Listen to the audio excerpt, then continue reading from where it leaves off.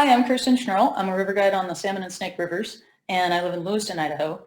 And I was wondering what makes the Middle Fork watershed such great spawning habitat for salmon and steelhead. So intact watersheds such as the Middle Fork are relatively undisturbed by humans. So habitat quality is good to excellent. And it's much like it was in pre-European settlement times. The one factor that has changed is a reduction in beaver via trapping in the 1800s. The Middle Fork's protected status within the Frank Church Wilderness also enables natural processes to function relatively unimpeded across this extensive and dynamic landscape.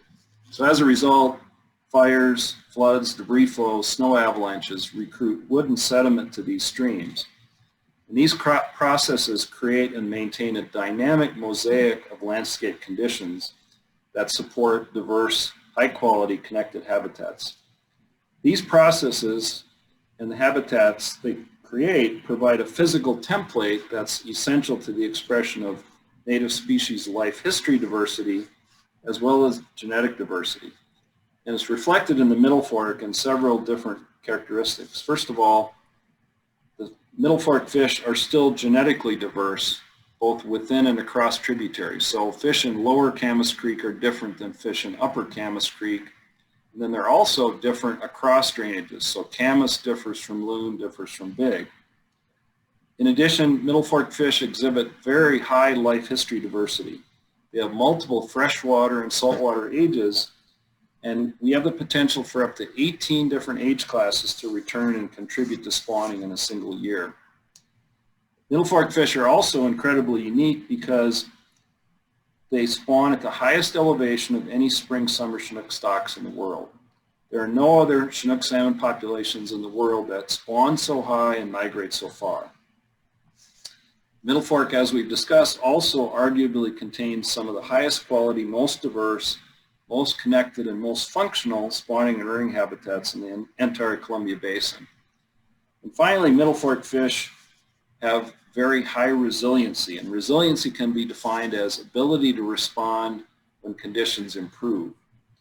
In the early 2000s, 2001, 2002, 2003, improved stream flow meant faster travel time for smolts, and actually it was prior to the 2001 through 2003. When those fish went out as smolts to the ocean, there were better flows, so more survived through the hydro system, and then that was coupled with an increase in ocean productivity, more cold water upwelling.